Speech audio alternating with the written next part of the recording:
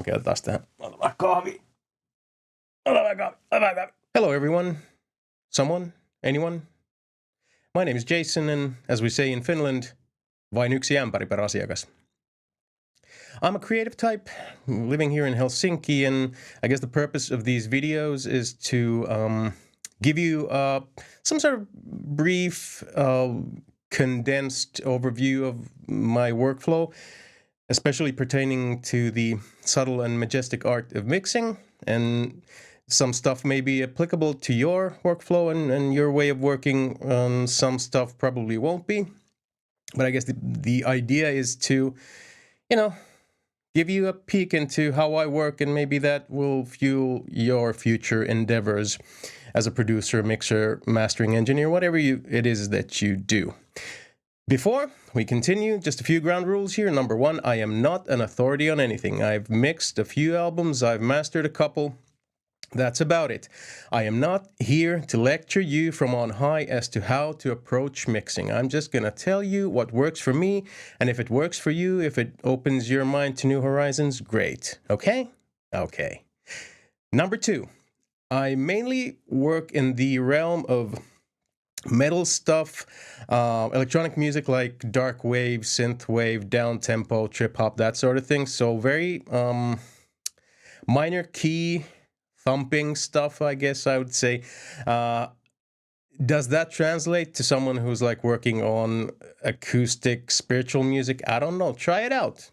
And number three, I generally work on music or productions that I'm either the composer and the primary songwriter of, or at least part of the band or the entity that is performing said material. So if you're looking for, insight, advice on how to mix for a living, taking in customers and clients, again, not really my forte. Number four, I mostly work with the Cubase and Reaper. So Cubase is my go-to for music and some audio touch-up stuff, that sort of thing. And Reaper is always my go-to for podcasts. So yeah, I hope you get something out of these videos, good or bad. In any case, if comments, suggestions, differing opinions or whatever, keep it civil.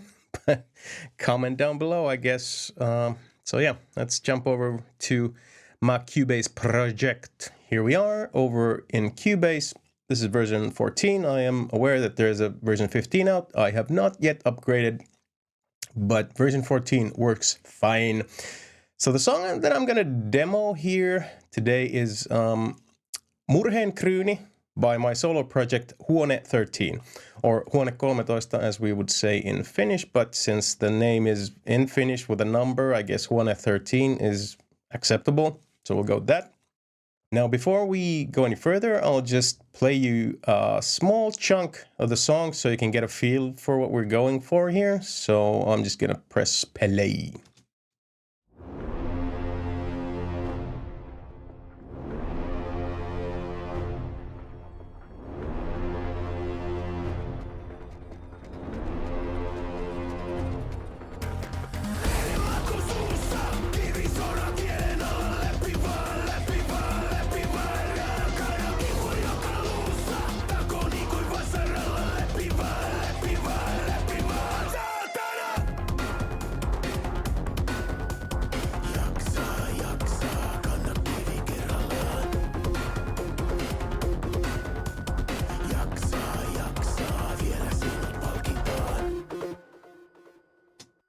All right, I'll stop it there.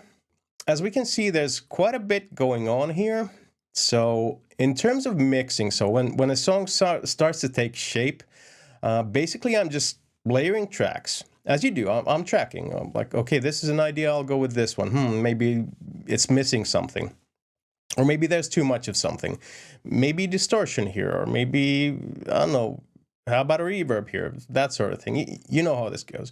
But after that, when I get to the mixing phase, if I did not do the thing that I always do, I think I just lose my mind. And the first thing I do when I start mixing is I divide all the stuff that's on the project into folders and into groups. Now I'll go into detail about the folders and the groups. That's sort of a Cubase specific thing there as well, but I'll get to that.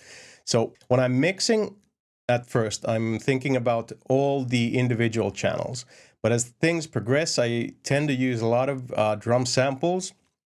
So I might have like loops and additional samples and effects going on. Some are sidechained, some are not. I can explain sidechaining in a bit.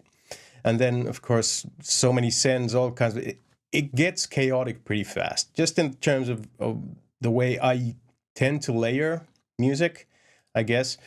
So when I get to that point where it's a bit too much, it's a bit too overwhelming, just in terms of keeping tabs on everything. That's usually the part also where I feel like I've mixed individual elements to the point where I can also start thinking about group mixing. And group mixing is the next thing that generally happens. As you can see, I have the additional sends here after the vocal tracks, and then I have the groups. And this is a fairly simple thing. So I have the intro, effects, drums, bass, keys, shouty vox, chorus, vocal group. So 3 different vocal groups. But I think I have these 2 going into the vocal group. Yeah, this is the main vocal group. And there's one send, talking about sidechain, which I'll go to, because the instrument group, even though it's called instrument group, it just has the bass and the keys group, which is basically pretty much everything aside from the drums. And this is just a thing that I always do in terms of sidechaining, but I'll get to that. So the thing with Cubase is that I have some vocals here. Yeah, we've got some stuff over here. Then we have Valhalla doing the shouty thing. I just want to hear the effect. If I mute this, Cubase has basically 2 settings. Either when you mute the track, it mutes the send, or it doesn't. Now, I prefer having both options without going into the menu and clicking it on or off. So there's a handy solution to this. In Cubase, if I have the tracks in a folder and I mute the folder, it mutes all the sends as well. So let's say this would be...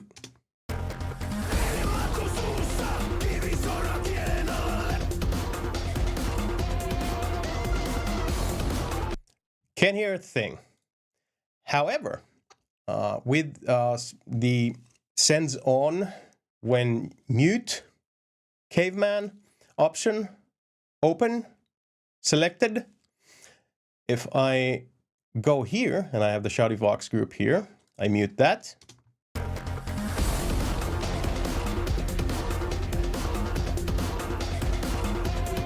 Maybe you can't hear that too well, but let's say I take the drums, the bass, and the keys out as well.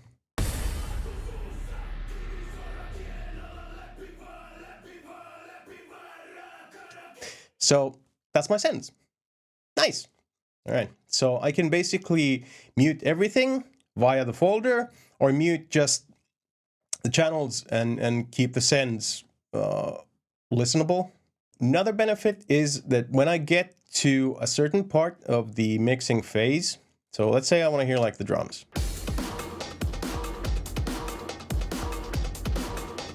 This super synth heavy song, so usually, even though this is labeled bass, in this song the bass is more like accenting a lot of the stuff that the synths are doing, since the synths are really carrying this song. Like I said, there's not really the synths folder, it's keys and things. So if we take everything else out, just listen to keys and things, and the drums sounds like this.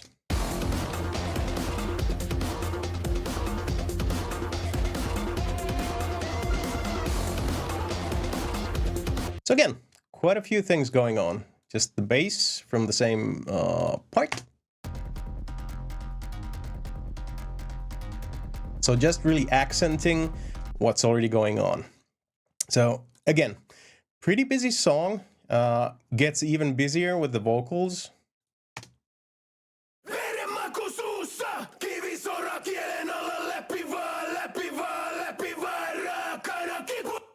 Just so angry, jeez.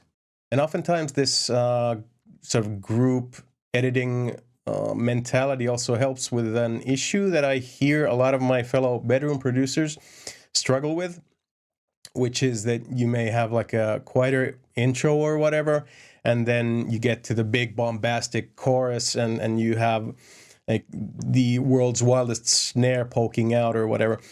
When I work sort of in layers like this, I'm also kind of shaving tops off everything. I'm compressing here, you know, clipping there, just taking a little bit off here and there. Just helps me to maintain constant volume. So I generally, let's see, if I take everything out of the stereo out, so this is, again, this is the pre-master, not the mastered version, but if I take everything out here and we look at the output here, let's go to, no, let's go again to the same part.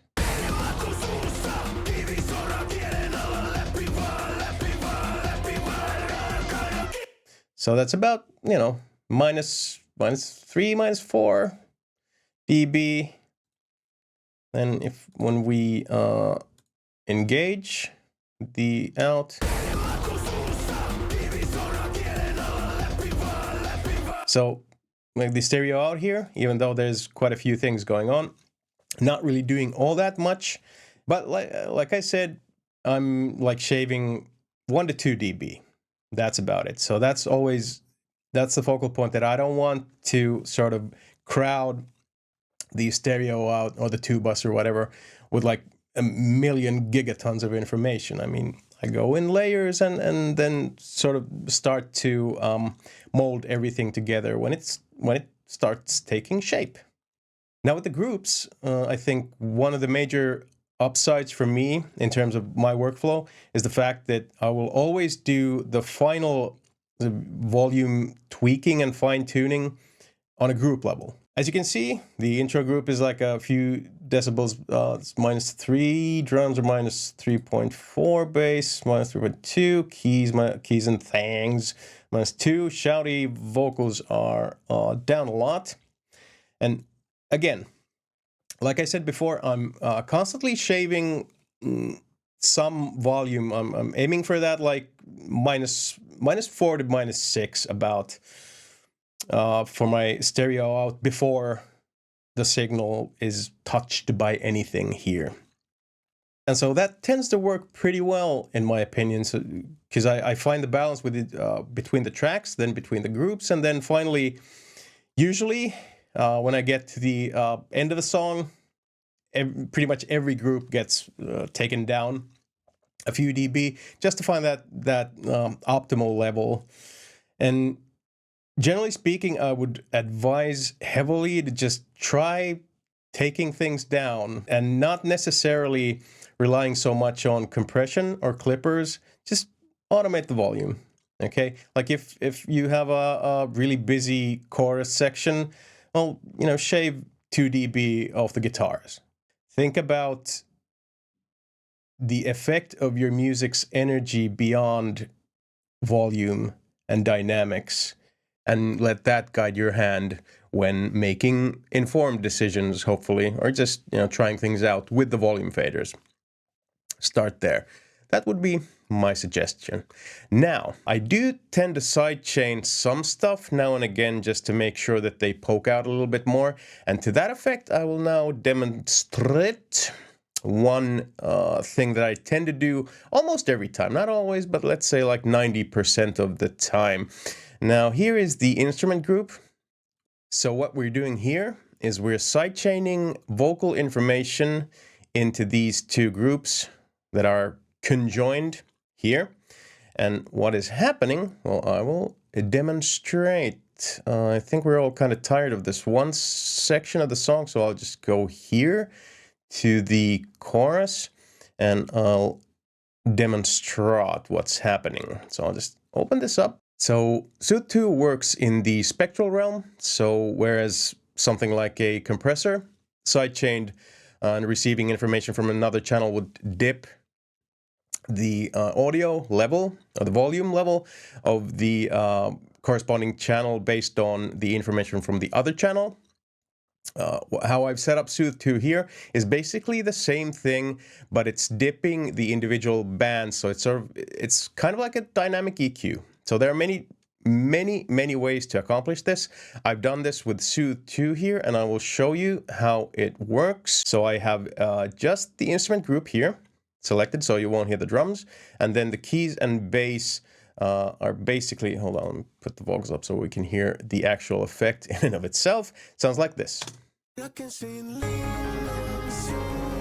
Now, as you can see, it's dipping some information from the instrument group channel. Based on the information, it's being fed through the vocals group channel. So let's hear it again, and I'll exaggerate the effect so you'll find out what's going on.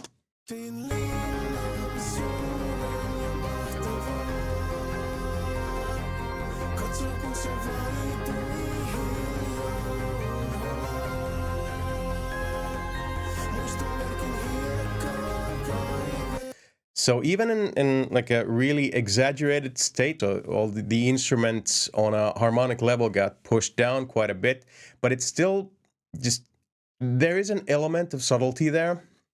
So to that effect, I'll just show you quickly. Like, as I said, I'm using Soothe 2 just because I find it fairly simple to set up. And but let's say we want to do this with something else. So hold on, I'll just bypass Soothe 2. Let's go with Neutron. So I'll take Neutron for unmask. So basically the same effect again. It's telling us to route the sidechain. So we'll do that. In Cubase, it's really simple. So again, we just have this little button here, activate, deactivate sidechaining. So I'm going to press that, sidechain activated. Then here we have the sidechain routing, add sidechain source. So here are all my channels and groups in one fell swoop. So I'll just type in Vox, select Vox group, done. So now we have sidechain selected. Now if I go here to my Vox group, I can see that I have basically two sends, one going to the Soothe 2 on the instrument group, and then another going into the Neutron 4 unmask. And again, here we have the level, so you can really get microscopic in your sculpting if you want to, let's say we want this emphasized on the send level, so I could just add more dB to the send. I know why you would. I wouldn't, so I won't. But let's hear the effect with Neutron 4. Now these are the default settings for the unmask, and let's hear how it sounds. Okay, so as we can hear with Neutron, the effect is much more emphasized even at default settings.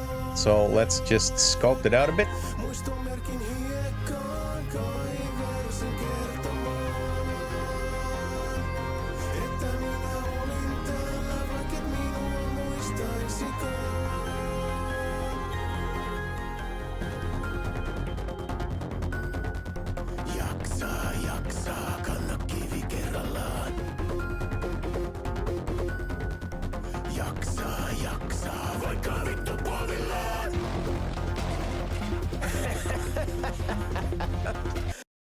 There are many ways to accomplish this. Like I said, I tend to use Soothe 2 just because I'm used to it, but something like Neutron or Track Spacer or even like Pro Q4 with the spectral editing stuff is very much usable here. So what you have on hand, again, you know, just learn what you got, use which one sounds best to your ear. Done. Move on. So now one added benefit of working in this folder-centric way that I'm displaying here is the fact that it helps you commit. Now I will show you how my quote-unquote soft commit works, but just to preface this, I'm sure every bedroom producer, especially those working primarily on their own stuff, knows it's really easy to sort of landlock yourself into a situation where you're just tinkering away at your material endlessly, just going retooling, like maybe, you know, I have the high pass at 160, but what if it's 180? Does that make a difference? Does that make a difference, really? Or is it just you sort of procrastinating? Now, again, I will just say there's nothing wrong with just working on a song for days, weeks, months, even years. There ain't nothing wrong with that. However, you have to make a choice at some point. I mean, do you want to just tinker away? Or do you want to release that, move on to something else? So if it is the latter, then one suggestion that I would make that, again, flows into this mindset of mine is having a disable tracks folder. So what I guess I'd call this is my way of soft committing to stuff. So as you can see, if we look at all the individual tracks here, you'll see there's waveform information, which means they are not MIDI files. However, I do work with MIDI a whole lot. So here we have a bunch of Contact instruments. Like Contact is my number one most used sampler. Halion, Hal-Ion by Steinberg, my second favorite, and then it's Serum, bunch of Cherry Audio stuff, some Arturia stuff, individual. But Contact is the thing I use most, basically because they have stuff like, well, I'll show you. Now, printing your stuff to audio differs from DAW to the next. In Cubase, there's a couple of ways to do that. I usually just, I print down the audio at some point because I need to commit to the sound that this is today's truth. That's the thing I say to myself basically all the time. It's like, this is today's truth. Will it sound better tomorrow? Did it sound better yesterday? I don't know. I can't remember yesterday. Tomorrow hasn't happened yet. This is today's truth. I will commit to this. And for me, psychologically, disabling tracks helps with that a whole lot. So I'll enable this one. Another one of my absolute favorites. It's Keep Forest with Devastator Warzone. Again, which is sort of like this massive mega toolkit of things, just things and things and things and things. So let's hear what I got going on here.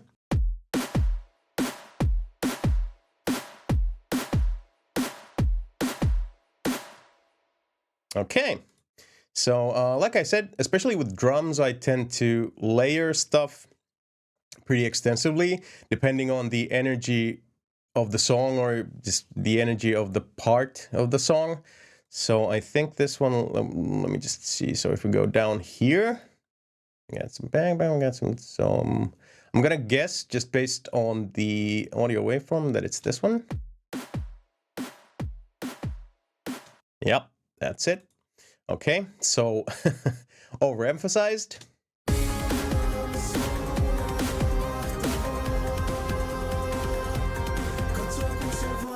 Okay, so again, with the layered thinking, but also thinking about what it adds, you know, just not adding things for the sake of it. So I'll just take out the sort of the final form, which is here. And as we can see, it's almost down 9 dB. No additional effects going on here, aside from just a little bit of automation, just a tiny dip from here, and then just a high pass at 60. So not too much going on, but I'll take it out.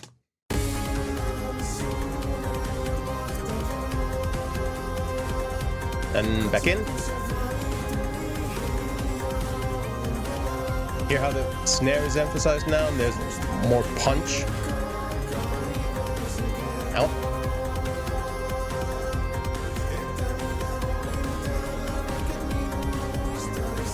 Yeah. So things like that. But again, with the layered thinking, that means when I'm like, hey, yeah, this sounds good, sounds nice, I'm gonna do that. So I print it down into an audio track, then I disable it, then I put it into my disabled tracks folder. So if I super need to get back into tinkering with something, I can do that.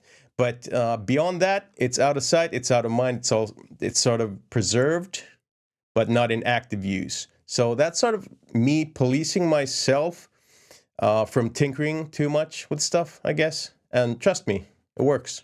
Promise you it does. But anyway, with this group mixing mentality, also stuff like transitions become a lot easier, because as you can see right here, so hold on, I'll just play a teeny tiny little bit of this song. Like you can see, I have a lot of volume automation going on. So just add a tip here, when in doubt, automate your volume. So let's just listen to, this is the end of the chorus, sound like this.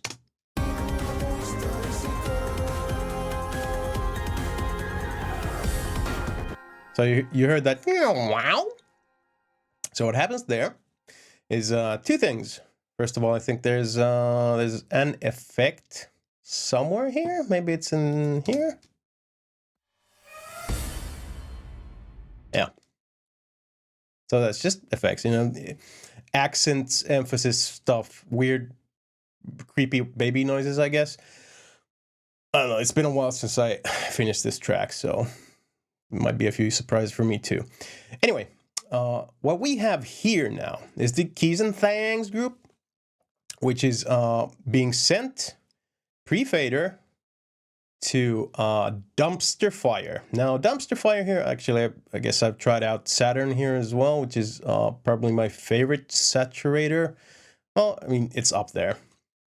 So dumpster fire, which looks inviting, question mark, is made by Freak Show Industries. And one of the main reasons why I love, just absolutely adore every single plugin these mad bastards have ever done is because they're weird. I mean, this is called something, I don't know, it's like Cthulhu's butthole or something. They don't tell you what their plugins do, but they do things. They do a lot of things. They do a lot of weird things. And sometimes that's just what you want. You want to mangle stuff. So, I mean, what do you want to mangle surgically? No, you want to mangle with a freaking hammer, right? So the dumpster fire here, let me open the automation. So we have ether and tooth. Pretty self-explanatory. One is ether, one is tooth. You know, and they are being fed by the keys and thangs group over here.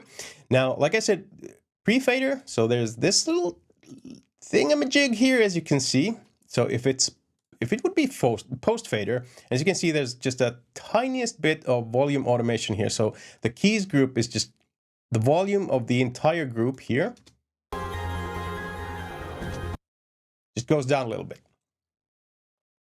Now, because it's in pre-fader mode, that means that the volume change that's on this channel does not affect the sends channel, which is the dumpster fire. And more to the effect here, as you can see, the dumpster fire goes up.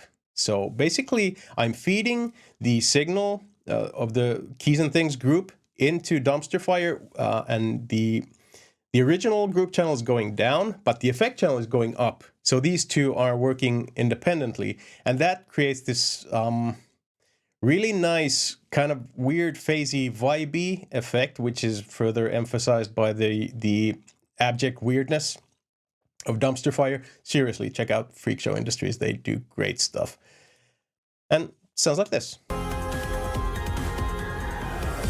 But that's just like a teeny tiny thing. That's super fast to do, and I understand that most people nowadays like to use, you have like a myriad plugins. I think Transit 2 is a really popular one, and I understand. I just like to do that myself because I think it adds like a tactile thing to everything that I'm doing, and that's also part and parcel of how I work. I mean, like, I don't necessarily remember how a song like takes shape, because when I started this song, Murheenkryyni, the only notion I had in my tiny little brain was that I wanted a song that starts with a foghorn.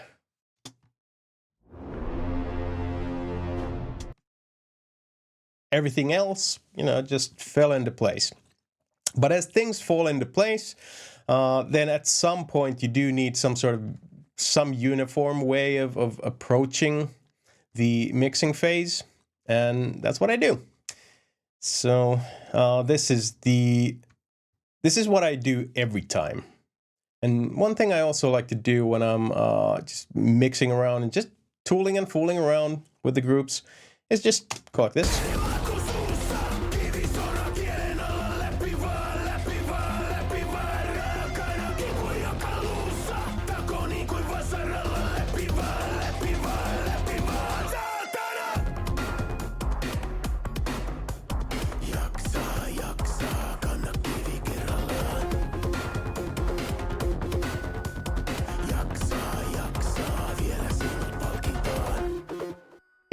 just take things out of the equation, because I think one pretty classic bedroom producer issue that we run into is the fact that we just pile stuff on stuff, and then at some point we just like, why does this sound so busy yet so flat? Where did all the dynamics go?